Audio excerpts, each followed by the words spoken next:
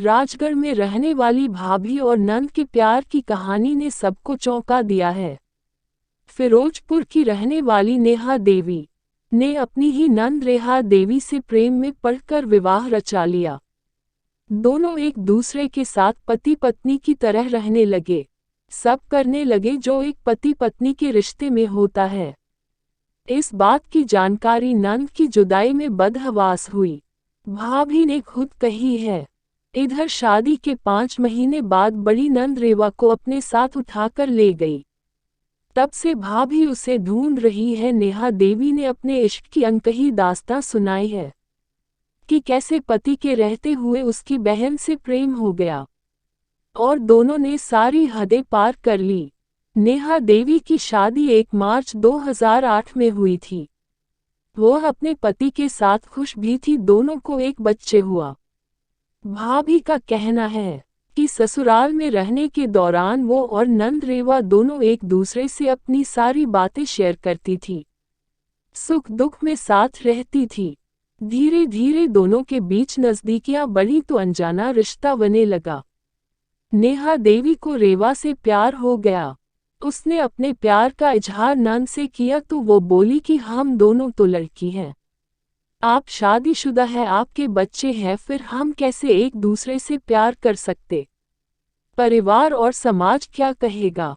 इस पर नेहा ने रेवा को समझाया तो उसने रेहा के नाम का सिंदूर लगा लिया और मंगलसूत्र पहन लिया। दोनों पहले तो पति पत्नी की तरह साथ सोने लगे, साथ रहने लगे और वो सब करने लगे जो पति और पत्नी के बीच होता।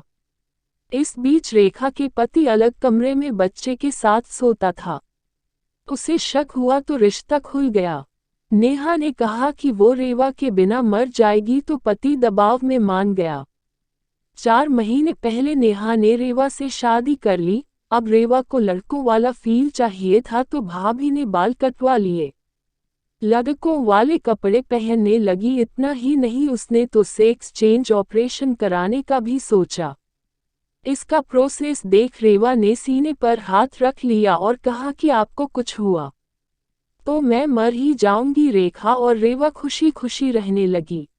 रेखा के मुताबिक वो रेवा को देखकर पूरा फील करती थी, उसे पति वाली फीलिंग आती थी।